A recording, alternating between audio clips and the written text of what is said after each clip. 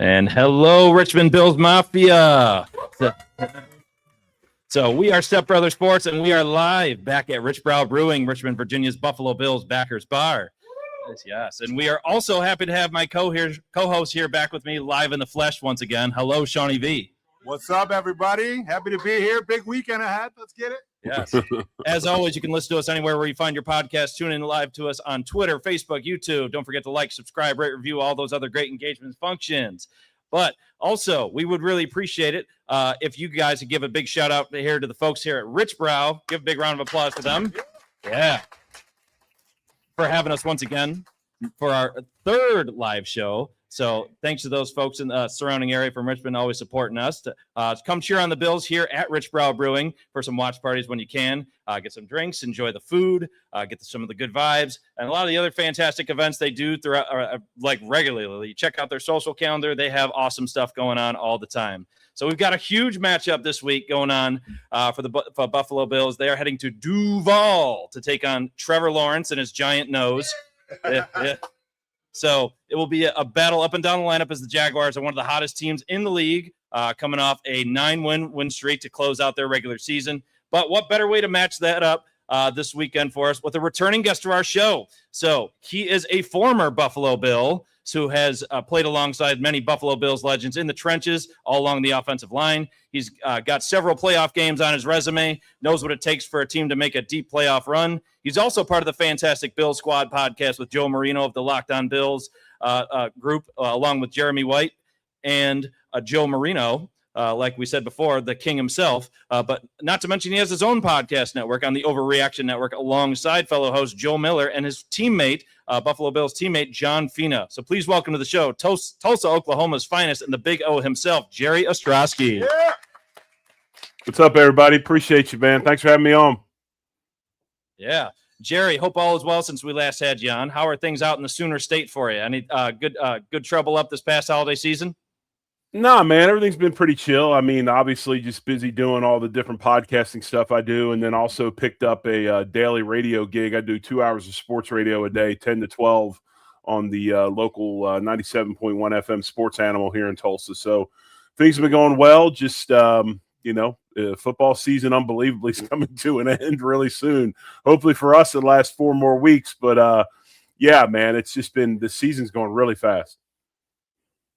Yeah, you're absolutely right with that. I feel like we were just talking about the week 1 win over the Ravens, felt like yesterday, but here we are, already January, here for first week of the playoffs, wild card matchup against the Jaguars. So Shawnee V, kick it off for us. Yeah. So Jerry, there's a lot of talking head shows, social media accounts, and hot take artists out there that are saying Josh Allen really has no excuses this time around. All the big 3 quarterbacks besides him are out of the tournament, didn't even make it in. So there's really no reason to not win the Super Bowl because there's no Mahomes, Lamar, Burrow to worry about. We are of the mindset that this very well could be a game that the Bills, honestly, they're playing a tough team. They could lose this game. And the other aforementioned QBs should be criticized for not even making it at all, like I said. So what are your thoughts on this, the really overdone at this point narrative? Or do you think there's some added pressure on Josh and the team to go all the way this year? Are there any jobs on the line? There's been some talk that if the Bills go one and done, it might be the exit for multiple people in the coaching staff or front office. So what are you thinking? Well, let's start with question number 1 as far as Josh Allen goes. People come up with narratives because that's what pays the bills, right? And if you're outside this organization, you haven't followed this organization, I don't think you understand and realize just what sort of coaching job McDermott has done and what kind of performance this Bills team has put together with the roster situation that it's in.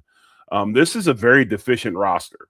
It wasn't completely full to begin with when the season started. Then you add all the injuries and you have all these guys you brought in with plans to utilize them. I think we saw one game, definitely that Kansas City game, for most of it, where we saw kind of the inception of Michael Hoyt and a lot of guys that were, we expected to be on the field, and they're not on the field, coming into the wild card weekend. So as far as that goes, and to get this team where they are with the record they have, exceptional job, not only from Sean McDermott, but also Josh Allen and the likes. I mean, this is a situation, and I always say this, and I don't think people You hear this from time to time. I know Mina Kimes preaches this all the time. Wins and losses are not a quarterback stat. Okay. Wins and losses are a team stat. Football, even though college football is in complete upheaval and it's an absolute zoo, college football is still the greatest team sport in the world, and it always will be. Not many sports have this many pieces working intricately within one play to have success.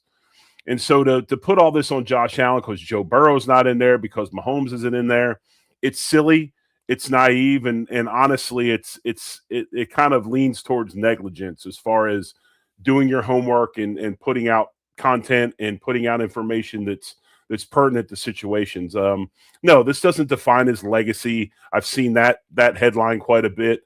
It doesn't define his career. I mean, Josh Allen is going out every week and performing in, let's be honest, in an offense that he's probably really not wanting to perform in. I mean, Josh Allen wants to throw for 4,000 yards. He wants to rip it downfield. He doesn't want to throw, controlled passes to 5-6 yards every other play. I mean, he doesn't want to stay behind an offensive line that the number one thing they do is run the football. Well, running the football is great, but you understand what I'm getting at. So, no, I don't see this as defining his career. While I think this is an incredibly tough matchup, I also think it's a matchup that the Bills have a really good chance of winning. And obviously, Shawnee V, I know you mess with the numbers every now and then.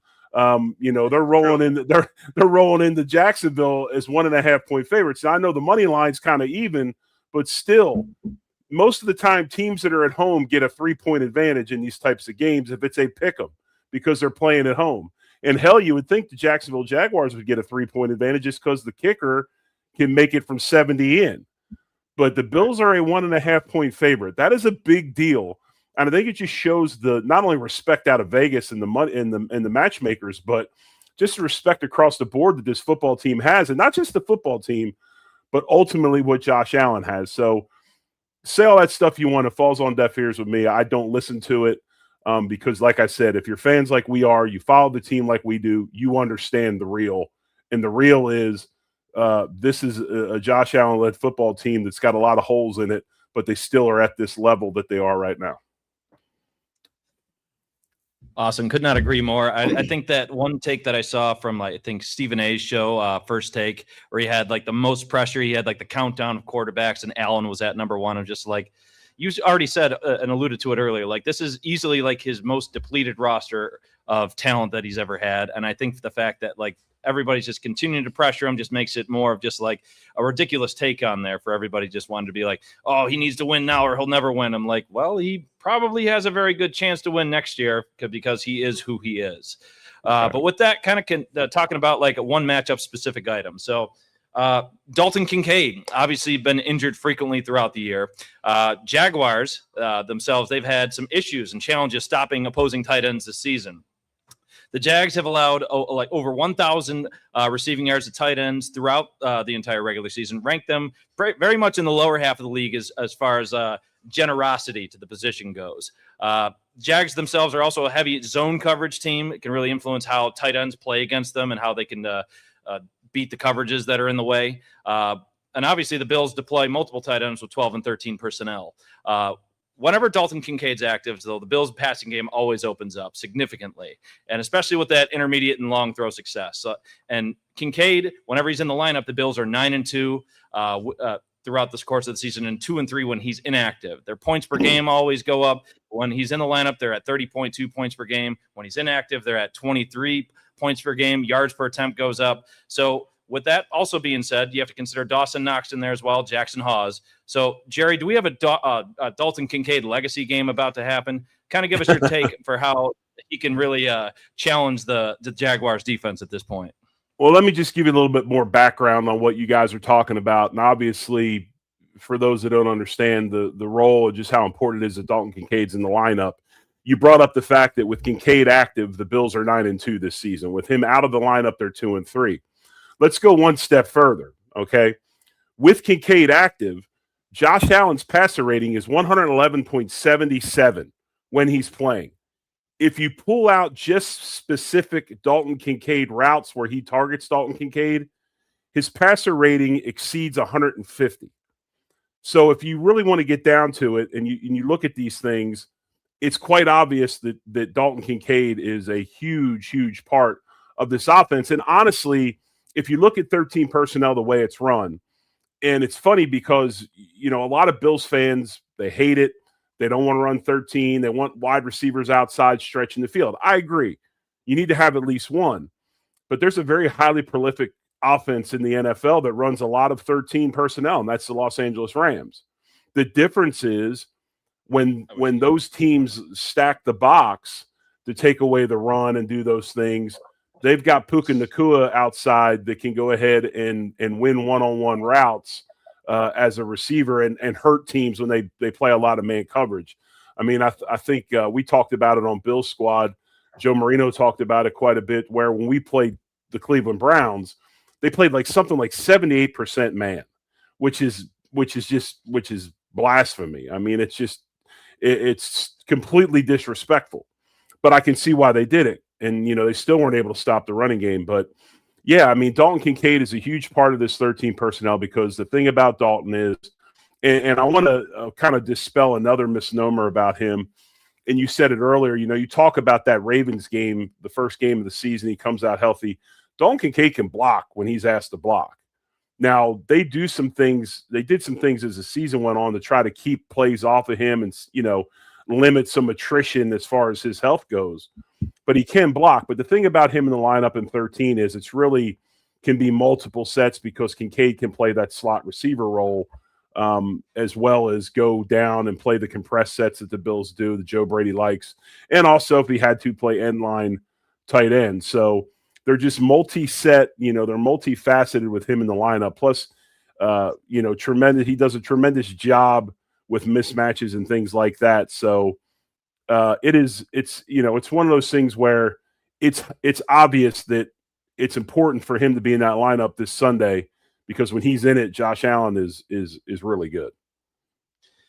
And we hope that he can still remain healthy. Like, if the Bills indeed do advance, him being healthy is key to their unlocking their passing game. He makes it easier for anybody from Khalil Shakir down to Tyrell Shavers for being able to get open and get some additional separation on their routes run. So again, you can even, and I hate to interrupt you. Okay, I'm sorry about that. And we got a little bit of delay, so it came across as I was rude. So I apologize about that, guys. But just to go a little bit further in what Kincaid means, Josh Allen threw 10 picks this year.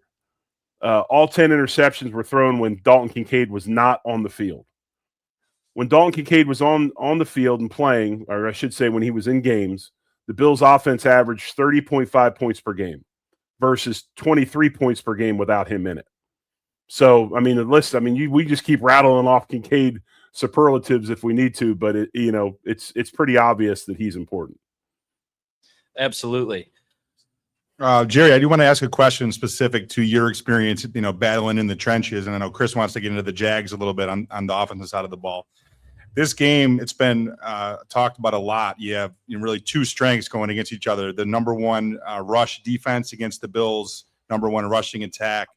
How do you see it playing out? Is this going to be a situation where the Bills just try to, run it down their throat, see what type of success that James Cook and company can have, maybe having some QB design runs?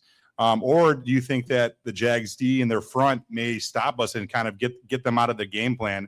Do you see us being able to have success on the ground? I think that we can run the ball against anybody.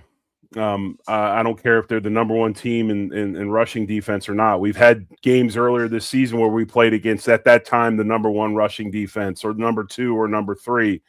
We were able to run the football. I think Houston was a game that we played a team. Houston, I think, was number one or two in the league, and we played them and we ran the football. So I'm not worried about that.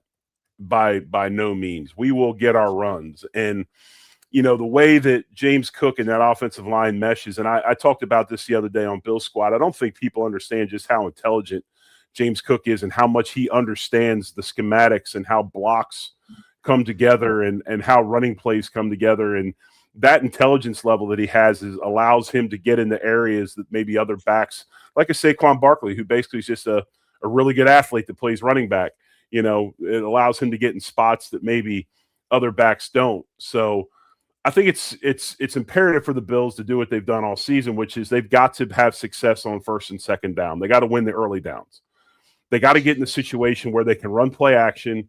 They got to get in a situation where they're not relying on downfield shots, but set things up through the running game, through play action, through your short passing game, maybe your tunnel screens, your backside of the backfield, that a guy like Brandon Cooks can get out and get verticality and make big plays downfield. I think we saw that since, Cooks came on the team when he was put on waivers from New Orleans.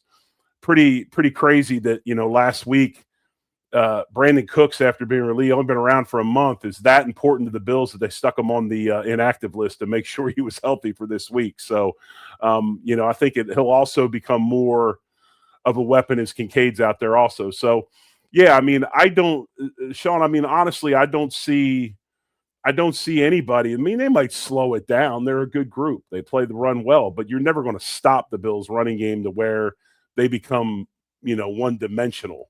And I think it's one thing that this 13 personnel package that the Bills run and what Joe Brady believes in, why it's so important, because it makes sure the Bills have a chance to win those early downs and then getting that third and short stuff where they have many, many more options than just, drop back and Josh Allen try to make a play. So that will be a big part of this game. I think it's a big matchup, but I'm very confident in that front five. That's a good group, one of the best groups in the league. And week in and week out, they run the football. Excellent. So I think James Cook just being able to even just get past even an 80-yard threshold, I think would go to show that the Bills' offensive linemen have had a good day, just because in the past, the Jags have been able to bottle up the run. I don't think anybody's even got past 75 yards for the most part as a back all season. That's even including Jonathan Taylor twice. So, for the Bills to be able to make that big of a dent, I think getting James Cook active is key, and being able to have that balanced attack, whether it's in the run game and in the passing game as well. But now kind of getting into the Jaguars offense again, we got a few people with some very strong opinions of Trevor Lawrence in this crowd, just because we got some we're in ACC country. Obviously, he was a Clemson guy. So, yeah. So we got somebody who says incredible hair. So might as well be Fabio with that. But overall, the Jaguars offense, they rank 6th in the NFL as far as points per game goes, averaging 27.9 points per game. Trevor Lawrence been quite efficient this year, especially middle of the field. He's almost 0.43 expected points added per attempt since week 10. His explosive plays, they're ranking 6th in the NFL since week 12. The rushing game with Travis Etienne hasn't exactly been a strength of theirs. Their EPA per carry kind of dropped pretty low, especially down the stretch, even down to like the bottom rung of like the 29th best in the league. Etienne's yards per carry fell from 4.9 to 3.6, like, again, down the stretch. Jacoby Myers, though, as Sean McDermott has really liked to point out all throughout the course of the week, how much he's really enjoyed the fact that he's been a great player. He's really enhanced the Jaguars' efficiency in their passing game. Obviously, Brian Thomas Jr., De'Ami Brown, and Brenton Strange are some big targets as well. But a big flaw, the Jaguars receivers have the most drops in the NFL with 39 drops. But with all that being said, Jerry, what do you believe the keys to success will be for the Bills on defense? Are there any one-on-one matchups that really stand out to you? Yeah, I think that the biggest thing for the Bills as far as how they handle this Jacksonville team is they've got to find a way to get after Trevor Lawrence. They've got to find a way to get that pass rush going. And, when you look at this pass rush of the Bills, at one time, this was a top 5 pass rush in many categories. It was something definitely top 10 in a lot of pass rushing categories. And I have it written down. I'm trying to find it for you guys. I can give you exactly what it is. But, so they're going to have to find a way to get to Lawrence. And the thing about Lawrence is, and here it is here. So weeks 1 through 9, the Bills were 5th in pressure rate with 43.2%. Pressure rate over expectation, they were 14.17, which was 3rd. And sack rate, they were 9.5%. They were 2nd. Weeks 10 through 18, the Bills' pressure rate was 32%, which put them 31st in the league. Pressure rate over expectation, minus 1.35, which was 31st in the league. And sack rate was 4.1, which was 30th in the league. So they obviously declined as the season went on. Now, whether that's injuries, game plan, attrition, things like that, weren't as good getting to the passer. And when you look at Trevor Lawrence, he's one of the higher quarterbacks in the league as far as a first read throw quarterback. So he wants to get the ball out to his first read. He's got some escapability, but he's not a Josh Allen. I think you can get him confused with coverage matchups, and I think that's one thing that you'll see McDermott do, and you saw him do it with a lot of different teams. You saw him do it with Drake May. This is a lot of the – I guess you would say, guys, this is a lot of the same type of keys and same kind of situation that the Bills deployed in New England in Foxborough against Drake May in Game 2 when we went up there and won. You take away Trevor's first read, you get to him, and then you can have an opportunity. I don't necessarily know how well he still reads things in the defensive secondary. I think you're going to see McDermott really throw a lot of different looks at him. They're going to throw coverages, disguise them, roll out of it, probably do a lot of zone match, zone with man underneath, things like that. That's where not having Maxwell Hairston hurt the Bills this week, is he's a really good man coverage corner, but still you got Christian Benford. You got Trey White playing at a high level. Cole Bishop is kind of an X factor player in the secondary. So yeah, I think that's how you gotta handle this Jacksonville team. I'm not worried about the run. I'm not worried about Trevor Etienne. We'll get him on the ground. If he gets some yards, that's fine. The main thing is take away that first read from Trevor Lawrence, confuse him with different various coverages, and get the ball in the situations where the Bills can turn them over. I do think the Bills will get at least one interception this game, maybe two. I just kind of have that feeling because of the way the Bills in that secondary are able to do some things coverage-wise. Yeah, it could definitely be a big Cole Bishop game. I mean, they rested him also for a reason last week too, just to keep him fresh.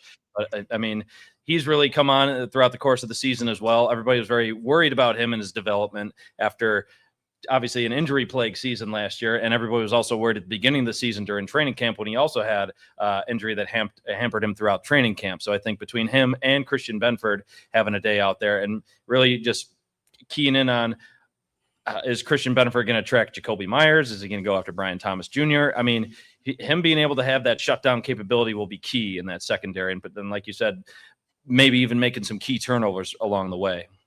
Yeah, and I think a lot of it will be, there'll be various stuff they can do. I mean, if they keep Trey White one time on Jacoby Myers, you bracket him over top with a safety.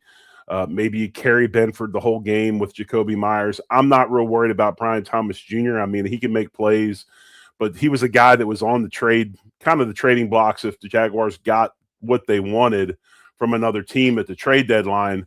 So the other thing is this, they've got a big tight end in Brenton Strange. Bills are one of the best teams in the NFL at taking the tight end away. So, they're going to use Taron Johnson and some others. A big thing, a lot of emphasis has been placed upon against Shaq Thompson. And Shaq Thompson's kind of, since they've inserted him in that starting defense and how all of a sudden things have gotten more solidified in the middle. I think a big part of what the Bills' success on defense since Thanksgiving has been is Matt Milano's healthy. And healthy Matt Milano takes away a lot of stuff as well. So I think we do match up. Just can't give up explosives, man. And that's one thing that McDermott's really been good at through his time. Now, he might give up yards. He usually doesn't give up explosives, and I think you'll see the Bills really try to put that into motion this weekend. Yeah, the bend but don't break mentality to a T right there. Right. Yep, absolutely. And Jerry, we do want to have a little bit of time. Thank you so much again for your time today on this crazy weekend. We want to get some audience questions in a second, but I think you've sort of alluded to it. Could you give us a pick for who you like, and if they do get past this week, how far do you think the Bills can go this year? When I look at this game, it kind of reminds me a lot of that Tennessee playoff game that we lost in Tennessee on home run throwback. This is kind of the same thing. A lot of people were talking at that game that whoever won it was going to be the Super Bowl representative of the AFC. Tennessee obviously stole it from us. That was a forward pass, or a backwards pass, forwards pass, whatever you want to call it. But when you look at it, I think that get a lot of people whoever their head yes for you here, by the way. it was illegal. I'll just put it that way. Whenever you look at this game, though, I think you can say whoever wins this game has a really good shot. I'm not sold on the Broncos. I'm definitely not sold on New England. In a dream, the Chargers win this weekend. Now, Jeremy White, our partner on Bill Squad, actually picked Los Angeles to win that game in Foxborough this weekend. He feels pretty good about it. Studied up that game pretty well. So, no, I think that whoever wins this game has a definite shot to make it all the way. When I look at this thing, the one thing that scares the hell out of me, and borderline having dreams about it, but with the new NFL kickoff rule, most drives are starting at like the 35-yard line, right? And it's not unheard of that you start, to the 40, maybe 45. They've got a kicker that can kick from 70 yards in Cam Little. You get that, you get in a situation where you're up 2, they don't need much time. They get the ball on a kickoff out to the 35 or whatever. What's Cam Little need? 6 yards, and he can kick a field goal. I mean, so that's one thing that I think that the Jaguars do have the advantage this week is their kicking game is really strong, their punter and their kicker. And obviously we're on our third punter, although Wisniewski's been doing a real good job. And then, of course, we got Prather with the leg injury. He seems to think he's fine. Thinks a lot of last week was due to the cold weather, and they kind of put him down because he felt tightness and they didn't want him to re-aggravate it. I like the Bills winning 27-24. I do. I would not be shocked if they scored over 30. That would be because Jacksonville turned it over. Bills got more possessions, and I think people that really dig into the advanced analytic world understand now that field position and time of possession aren't what's important anymore in football. It's possessions, how many times your offense has the ball. So if the Bills can maybe convert some fourth downs, get a couple turnovers, they got a chance to score over 30. But I think it's going to be probably a little tighter than that. I probably look at Buffalo 27, Jacksonville 24. Awesome. So, hey, you got a lot of people liking that prediction here because obviously we'd love to be able to have continued analysis on them and see who they could play in the divisional round here. But Jerry, I was able to talk to you about this a little bit today. You're okay for a few audience questions. Yeah, no problem, man. You guys go ahead. We're doing good. All right. So who wants to be our first question up here? Just to talk to former NFLer Jerry Ostroski. So got a Vikings fan coming in, by the way. Okay. So sorry. Well, hey, as a Vikings fan again, I'm sure you all know that the Vikings and the Bills are the only two franchises to ever been to 4 Super Bowls and lost all 4. But hopefully this is the year that we are the only member of that club, since now that my team is no longer in that playoffs, you guys are definitely my favorite team remaining. So if I can hop on this big old bandwagon of yours, I'm happy to. Yeah. So, yeah, Jerry, always great listening to a former player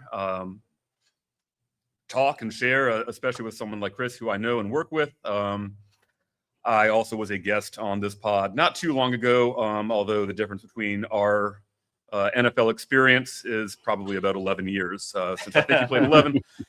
That said, I did a quick bit of homework, and I saw that your first year with Buffalo was, I believe, Thurman Thomas's last year as a Pro Bowler with the Bills. So I'm just curious, what's it like coming and seeing someone like Thurman Thomas, getting to block for him and hang out with him in the locker room? I guess two-part question: what made him special, unlike other running backs that you worked with, and also maybe who in today's game reminds you the most of Thurman Thomas? Well, I don't know if there's anybody that reminds me of Thurman.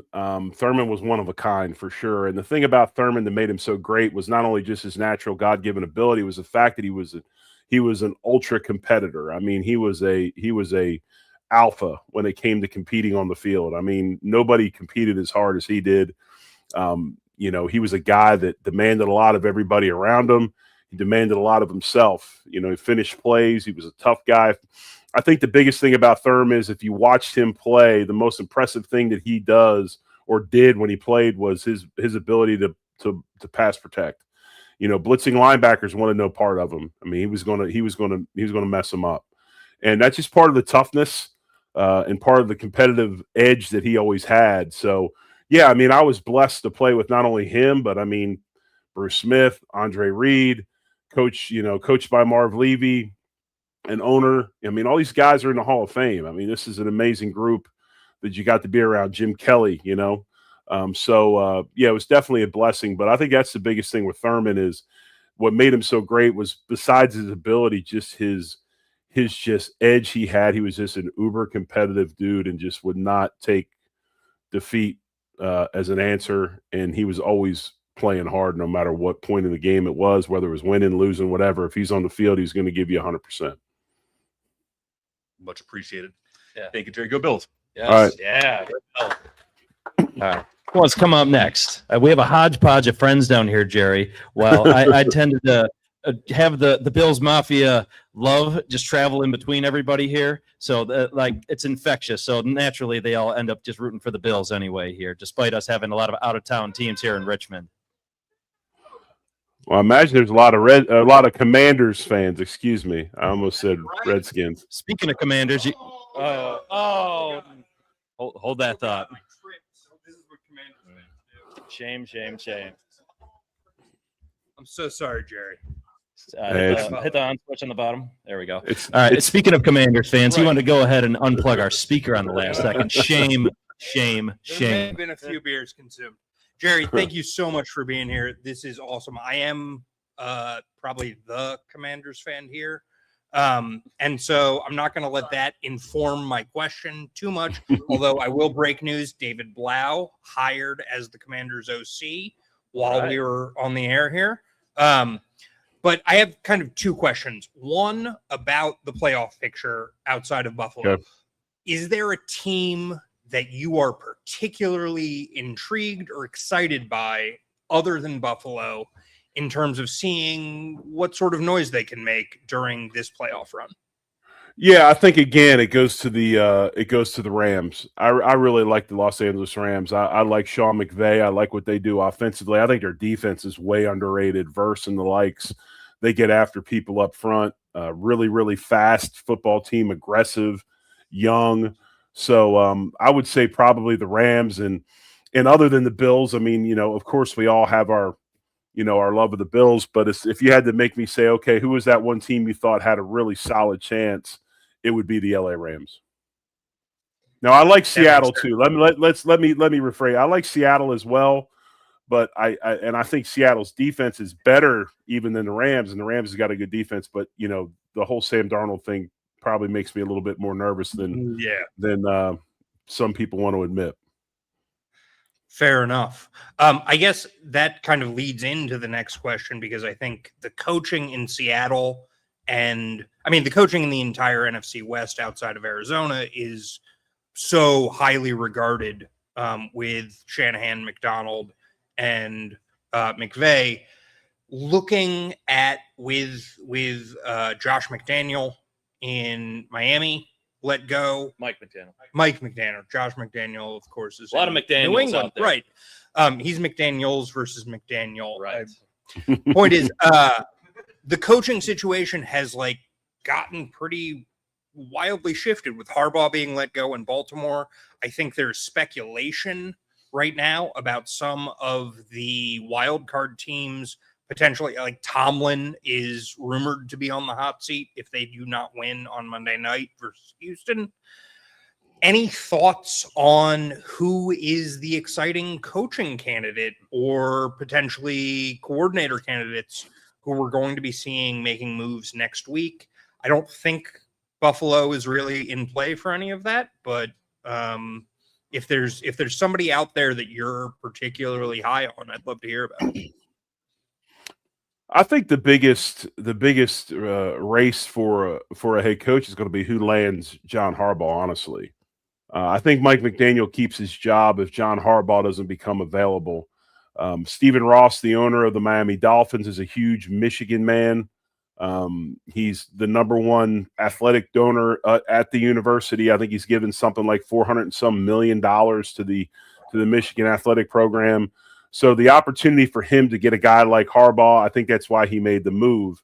Whether Harbaugh goes to Miami or not, I don't know. I think if you look at some other wild card teams, I think the biggest team that, and I don't think Sean McDermott's going anywhere. And I think Sean McDermott is just like Mike Tomlin. They'll choose when they don't want to coach. I really believe that. I think that Pagula really, really likes and respects Sean McDermott.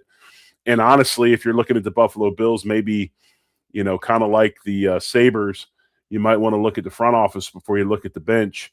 But when I look at teams in the wild card that could potentially blow up, I think the number one team right now that I would put on that watch list would be the Green Bay Packers and LaFleur. I don't think that if they go into Chicago this week and lose, that's another first-round playoff loss by a team that's kind of been patient, waiting on this guy to get things going. The thing about LaFleur is he tends to coach scared, doesn't make those tough decisions when he needs to, hasn't really evolved in that spot. Sean McDermott got a lot of grief for that early in his career, but it's definitely changed the viewpoints on that by fans and pundits across the nation. So I would say if you want to look at somebody, watch that Bears game. If the Bears beat the Packers again, that might be where the next move is made. You got a Bears fan doing a pretty solid fist pump there. So Thank you so much, Jerry. Appreciate it. Hey, you're welcome. Thank you. Go Birds. Else? Yeah, there we go. But you also had a couple people just chuckling there because we have some hockey fans in here too with that Sabres comment you made. So we're in Capitals country. You got to listen. Yeah, so. You got to listen carefully because I'll throw some things out, but I don't usually. I kind of put them under things. Oh yeah, that's for sure. So next one we have is from from my beautiful wife Emily. So everybody say all right. Hello, Emily. Hi, my name is Emily. I'm Mrs. Stepbrother Sports. My question to you is, there have been a lot of games this season where it sort of seemed like the defense was asleep at the wheel for the first half, and then they came live the second half, and that was enough to bring us to the end of the game. But do you think that Jacksonville is a team that we can do that with? That if the defense decides that they're going to hang back for the first half and wake up the second half, are we going to be able to dig ourselves out of a hole to pull off a victory? That's a great question. That's a wonderful question. And, I said this the other day, there's no way in holy hell the Bills can spot them 17, 21 points and think they're going to come out in the second half and just go ahead and do what they normally do and pull one out and, and win the game. I will say this about the defense. McDermott has done, and Babich, you got to put both of them together. They've done a wonderful job of taking a roster. It's just like the last game against the Jets when we're going ahead and closing out Highmark. When you looked at the names across the defensive front and on that defense, you'd almost think that they sat all the starters and the backups were playing, when really in reality, those are the starters on this defense, right? So obviously, as far as injury goes, that side of the ball got really, really hit hard. But if you look at this Bills defense since Thanksgiving, they've done a complete 180 as far as that goes. They've gone up to, I think, third in overall defense. Now, honestly, they dug such a hole in as far as rush defense, they just can't seem to get out of being towards the bottom. But passing defense, I think, is number one in the league. So they've done a really good job of solidifying that side of the ball and being more consistent. So I don't think we'll see that early season kind of trend of be asleep at the wheel, then show up in the second half. I think this is a group that's played well across the board for 4 quarters for the last month, and you'll continue to see that this weekend. Excellent. Yeah, I mean, the New England comeback was definitely one to remember also. So I got a couple comments we'll see coming in here. We have another friend in the friend group who's a big Patriots fan too. So unfortunately the Bills couldn't close it out this year and win the AFC East once more. But it was just like, hold on, wait and see, because New England was ready to get their hat and T-shirt game earlier then. So, right. But one right here, Steve Noble says, Taron Johnson needs to have his best game of the year. Jag slot, Parker Washington, no joke. And I have to agree with that there. Another one right here, comedian Mo Brown. He thinks Keon plays. I mean, based on that DNP status all week for Joshua Palmer, I mean, he might have a chance to play. I feel like he might have to be sprung into action. What are your thoughts on both of those, Jerry? As far as Taron Johnson, yes, I do agree. I mean, he's a very vital part of that defense. Unfortunately for Taron, he's suffering through something that we all do eventually as players, and that's we get old. And Taron's got a lot of miles on him. And he kind of plays through some injuries week in and week out. But, yeah, he has to have a good game. And honestly, can Jordan Hancock come in and spell if he needs to, or Cam Lewis? Again, like I said, having a healthy Matt Milano back has really helped some of that stuff as well. But yeah, Parker Washington's a good one, along with Thomas and Myers. They've, and I think Myers is the one though that's significantly boosted that Jaguars passing attack. But as far as Keon goes, if Palmer's healthy, Keon's a healthy scratch. It's that simple. If Keon plays, if he gets a jersey on Sunday, it's because Palmer's not going to play. I don't think there's any other way to look at it. Keon's on the bench if Palmer's healthy, but since that's up in the air, and I think Palmer again didn't practice today, or maybe he did, or it's going to be a game time decision. I don't know if the Bills will roll the dice and take a chance and just go ahead and start Keon. But yeah, I think Palmer's health has everything to do with whether Keon plays or not. Yeah. So we have one more question here. One of the audience members texted this in, just talking about the last game at Highmark Stadium this past week, Jerry. Obviously, you got to play 9 years in the NFL. Every year you got to spend in the current version of Highmark Stadium, the Ralph. You knew it as Rich Stadium and everything before then. I mean, just the way they were able to just wrap a bow on the season with that really just amazing way to finish. Granted, it was a lot of backups playing, but like the vibes were very strong throughout the entire game there.